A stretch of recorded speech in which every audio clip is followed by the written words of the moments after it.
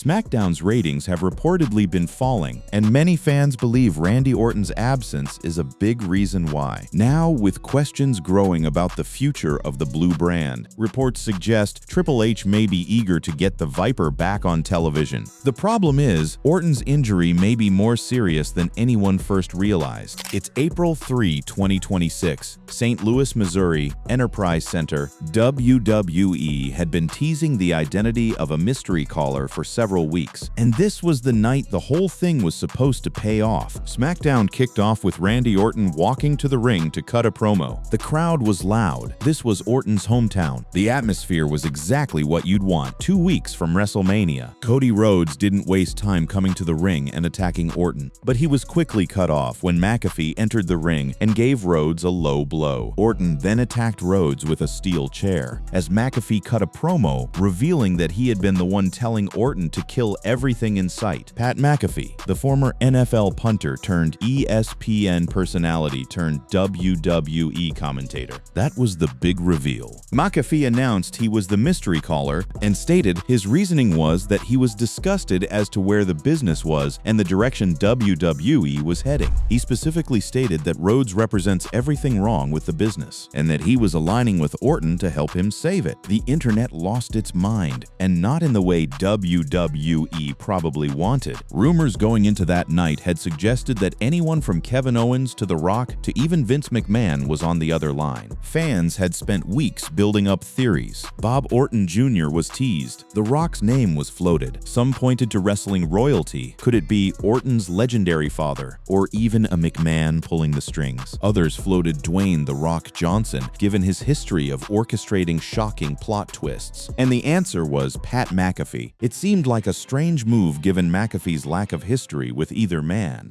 And because Rhodes and Orton have so much history to draw upon that they didn't necessarily need something else attached to their rivalry.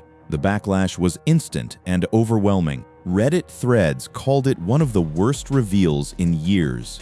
Twitter melted down with memes. And the most cutting reaction of the night didn't come from a fan. It came from Cody Rhodes himself, live on the same show. A separate report said that Cody Rhodes and members of the WWE creative team had taken issue with TKO getting involved with storylines, and that Rhodes was instructed to cut an unscheduled shoot-style promo in response to McAfee's words earlier in the night. Rhodes stepped to the microphone and went off. Rhodes made a point to say that McAfee and everyone representing him could kiss his A, adding, "Oh no, is that too far? What are you going to do? Fire me." Rhodes' lines appeared to reference Emmanuel representing McAfee as his agent. That was the moment the whole thing cracked wide open. Because what everyone watching started to realize was that the McAfee reveal wasn't really about Randy Orton at all. It wasn't even really about Cody Rhodes. It was about something much bigger going on behind the curtain. A power struggle that had been building for months between the people who make wrestling and the people who own it. McAfee was an Emmanuel call, not a Levesque call.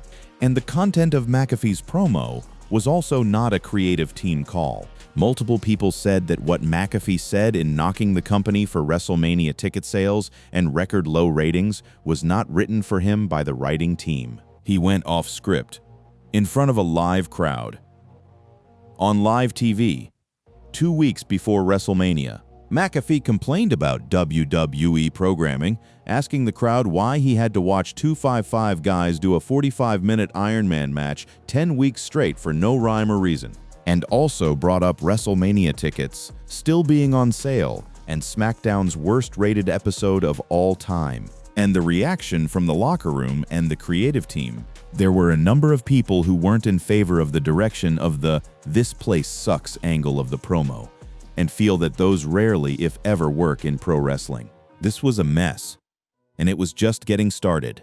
Now, here's where things get interesting, because the ratings story around SmackDown in 2026 is one of those things that depends entirely on which number you look at and when you look at it. The April 3 episode, the McAfee reveal night, actually went up in viewership. Dub. WWE fans might have been frustrated with the recent booking of the main event scene, specifically Pat McAfee's involvement in the feud between Randy Orton and Cody Rhodes. But the Blue brand still managed to post strong viewership numbers. SmackDown averaged 1,412 viewers and posted a 0.36 in the 18 to 49 demographic. So the reveal drew eyeballs. People tuned in specifically to find out who the mystery caller was. That's what curiosity does. But then the wheels came off. Throughout the 2 months leading up to WrestleMania, SmackDown consistently averaged 1.4 million viewers a week, with its audience peaking at 158 million for the episode ahead of WrestleMania. However, SmackDown's numbers quickly diminished the following week, with total viewership dropping by 20%, and that was just the start. By May 1, SmackDown averaged 153 viewers and posted a 0.25 in the key 18 to 49 demographic. Total viewership fell by 9%, while there was a steeper 22% decline in the 18 to 49 demo. Since WrestleMania 42, SmackDown's ratings had steadily declined, with the program losing nearly 400 viewers in just 2 weeks. Then May just kept bleeding. The post-Backlash edition fell in both overall viewership and by an even bigger margin for the key demographic ratings. It drew just 184 million viewers, marking a 7% decline from the previous week. And the most recent numbers from the May 29 go-home show before WWE Clash in Italy. The show drew 196 viewers, down 13% from the previous week. It earned a 0.23 rating in the 18 to 49 demographic, down 21% from the 0.29 rating the week prior. Now here's the year-over-year context, and this is where it gets really ugly. SmackDown's numbers have continued to decrease over the last 12 months, with the program's viewership being down by 17% since last May. What's more concerning is the show's performance in the 18 to 49 demo, with the category falling by 31% since this time last year. 31% in a single year. The May 2026 average SmackDown viewership of 194 was down 14% compared to the previous year's average of 1,383. The average viewership for May at a 0.26 demo rating was down 28% from last May's average of 0.36. This is a slow bleed, not a cliff. But the direction of travel is unmistakable, and the timing, right after the McAfee controversy, right as Orton started disappearing from TV, made everything feel much more alarming than it probably would have in a vacuum. Because here's the thing about Randy Orton. On SmackDown, after WrestleMania 42, Orton was notably missing. The Apex Predator's absence was a surprise for many, particularly after Orton attacked Rhodes following their match. Many were hoping that Orton might show up and address his actions, but it didn't happen. Since WrestleMania 42, the Viper had remained absent from the Stamford-based promotion. When your biggest heel, the guy whose hometown pop started the whole WrestleMania build, vanishes from television right as your numbers are already in free fall. It's not a great look, although SmackDown managed to maintain its audience despite the poor reactions to WWE's recent booking. The show's overall viewership declined by 10% since this time last year. Moreover, there had been no improvement in the 18 to 49 demo, with the category dropping by 20% since April 2025. So the picture is this. The McAfee reveal pulled in curious viewers for one night. The post-WrestleMania hangover then kicked in hard, and Orton's absence drained whatever residual momentum the main event scene had built up.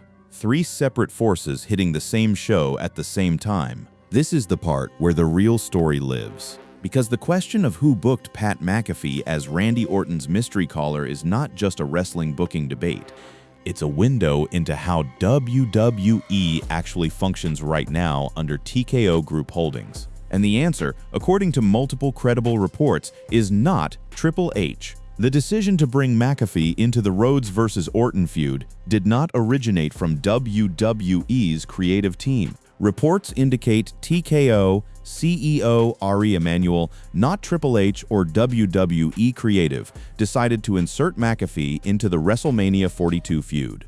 believing the ESPN personality would elevate the program and boost ticket sales. WrestleMania 42 ticket sales had been slower than expected. As of April 1, just over 38,000 tickets had been sold for Night 1 and roughly 40,000 for Night 2, both well behind last year's figures. So this was a corporate panic move. TKO saw the ticket numbers, saw the ratings trend, and decided to throw a celebrity into the biggest feud on SmackDown with 2 weeks to go before WrestleMania. We're told that the move was made in an effort to boost interest in the show and for corporate synergy between WWE and ESPN, according to Sean Ross Sapp of Fightful Select.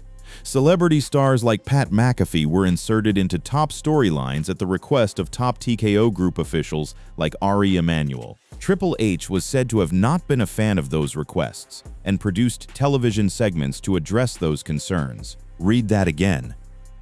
Triple H produced segments specifically to address his own concerns about a decision that was handed down from above him. He was operating in damage control mode on something he didn't greenlight in the first place. Dave Meltzer of the Wrestling Observer found that at the end of the day, TKO CEO Ari Emanuel and Mark Shapiro do have the final say over any creative decisions made by Chief Content Officer Paul Triple H Levesque and his team. Meltzer said there was a lot of internal jockeying going on and that it was encouraged by Ari Emanuel and Shapiro. Everyone acknowledges that at the end of the day, TKO has complete control, but they rarely use it, and the complaint this year was that when they use it, it's at the worst time. At the worst time, 2 weeks from WrestleMania, into the most personal, most emotionally resonant feud on the roster. That's the context here. McAfee's recent comments about the wrestling business having passed him by were reportedly kayfabe,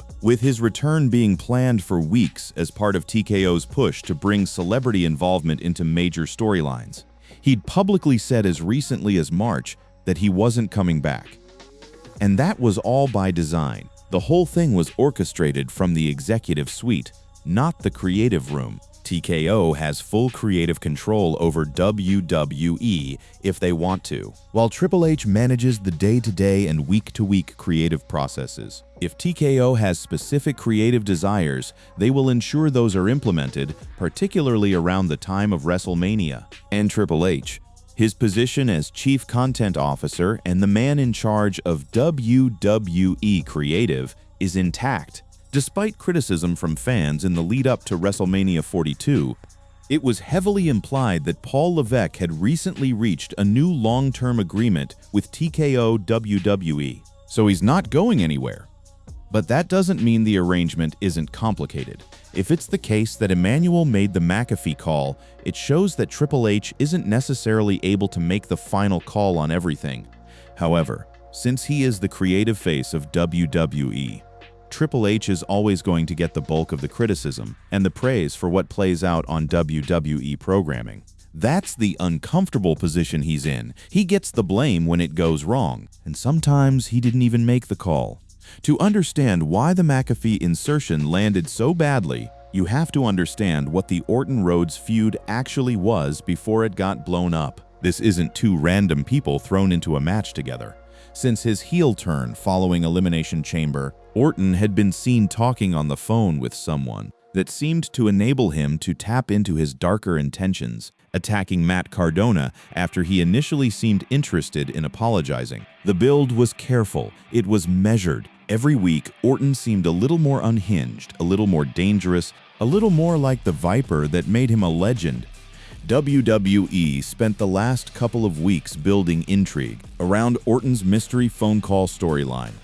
They first leaned into the angle after Orton's shocking turn on Cody Rhodes, with Orton teasing that someone had reminded him who he really is. The backstory between these two men stretches back over 20 years. Their history runs through legacy, through championships, through betrayals and reunions and everything in between. When Orton turned on Rhodes, it felt like the culmination of something that had been building in the background for years. The Viper snapping.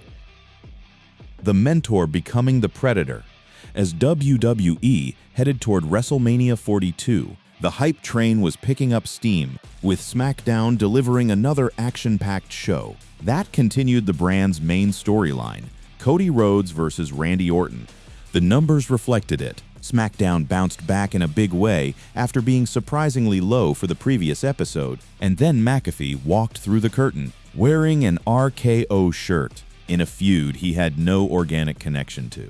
There was a ton of chaos regarding those on the wrestling side, who didn't want the McAfee and Jelly Roll involvement in a world title match they had been slowly building for months, and how the celebrities took the focus away. Jelly Roll. Yes, the plan, according to reports, was even bigger than just McAfee. McAfee reportedly opted out of continuing the storyline due to the heavy backlash and criticism. It was also rumored that Cody Rhodes was going to team with music star Jelly Roll against Randy Orton and McAfee at WrestleMania. So the vision from TKO was a celebrity tag match at WrestleMania. Orton and McAfee versus Rhodes and Jelly Roll. That was the direction the company was heading. The wrestling world, fans, talent, and at least some of the creative team collectively recoiled. The belief internally was that this angle and storyline were not from the creative team nor Paul Levesque, and the response from within the company made things more fascinating, not less. Cody Rhodes and members of the WWE creative team took issue with TKO getting involved with storylines, and Rhodes was instructed to cut an unscheduled shoot-style promo in response. That promo became one of the most discussed moments of the entire WrestleMania season. Rhodes walking back out there and essentially saying, on live television, barely contained, that whatever outside forces were involved in this product weren't going to have the last word. It was a worked shoot in the truest sense, reality bleeding through the scripted world. Rhodes' recent promos alluded to outside forces impacting the WWE product, and anyone paying attention knew exactly what he was talking about. The fans in the arena picked up on it. The wrestling internet amplified it. And then WrestleMania happened. Orton and Rhodes had their match. The alliance between Orton and McAfee didn't even survive WrestleMania weekend. The Viper delivered an RKO out of nowhere to McAfee toward the end of Saturday night's main event, which gave Rhodes the window he needed to hit a crossroads and retain the title. The celebrity insertion was undone inside of 2 weeks. Rhodes kept the championship.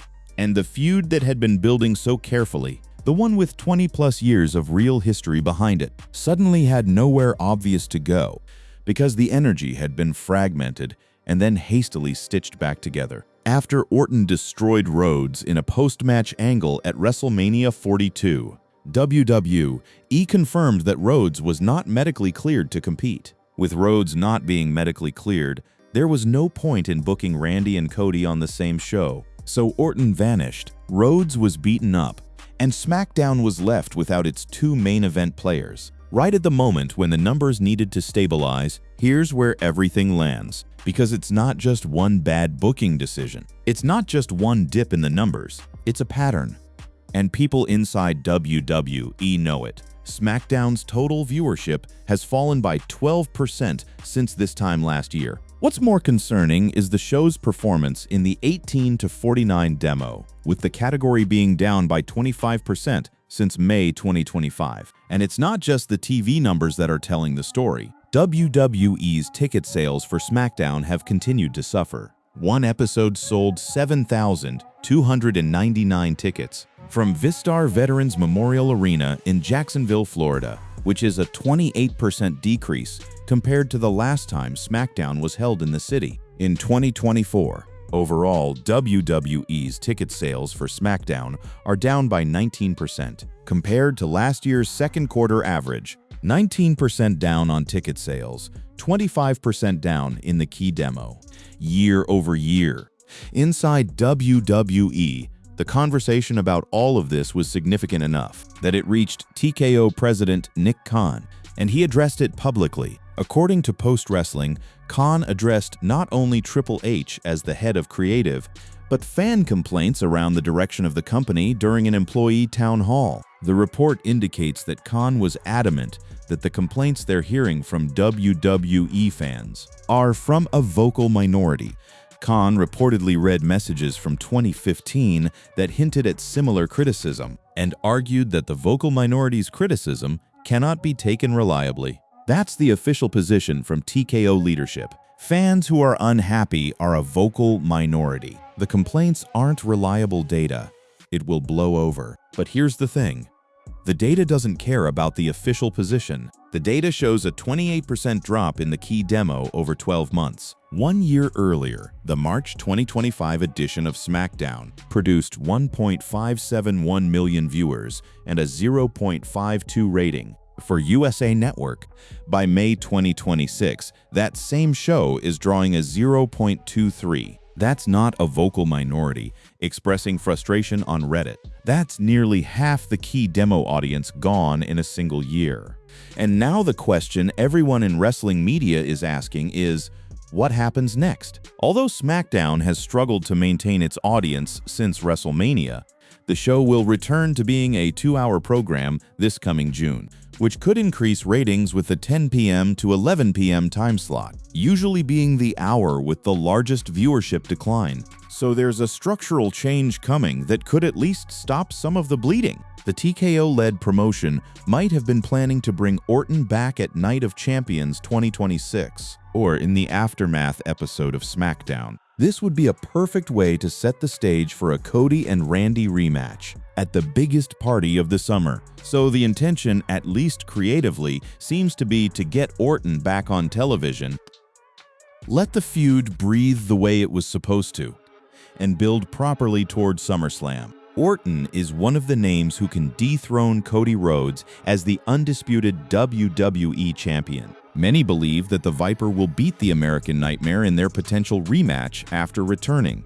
But the shadow of everything that happened around WrestleMania hasn't fully lifted. Khan confirmed Triple H would maintain his position inside of WWE. The report did not clarify whether or not this meant Triple H was given a formal contract extension. However, Sean Ross Sapp noted that it was heavily implied that Levesque had signed a new long-term contract with the company. Triple H is staying. TKO still holds ultimate creative authority. And the deal that exists between those two realities, the wrestling mind in charge of day-to-day stories, and the corporate machine that can override him when the money conversation calls for it, is the tension at the heart of everything right now. TKO is not running roughshod over WWE creative, as Triple H still oversees week-to-week creative direction. Emmanuel's involvement isn't a recent development. He played a key role in involving The Rock in last year's WrestleMania build. Emmanuel is not heavily involved in most storylines and has only made 1 or 2 executive decisions, while ultimately Triple H continues to control the company's storylines. 1 or 2 executive decisions, but those decisions land right at WrestleMania, right in the middle of the feud that matters most, right when the stakes are highest. That's the pattern, and it's one that people inside WWE were clearly not happy about. From the talent to the writers, to the man who was supposed to be running the creative show, the numbers sliding. The backlash from the McAfee reveal, the internal chaos around the WrestleMania build, Orton disappearing from television. None of it happened in isolation. It's all connected, and how WWE responds to it over the next few months as they try to rebuild towards SummerSlam with a roster that has real star power if used correctly will tell us a lot about who actually has control of this company and what they plan to do with it.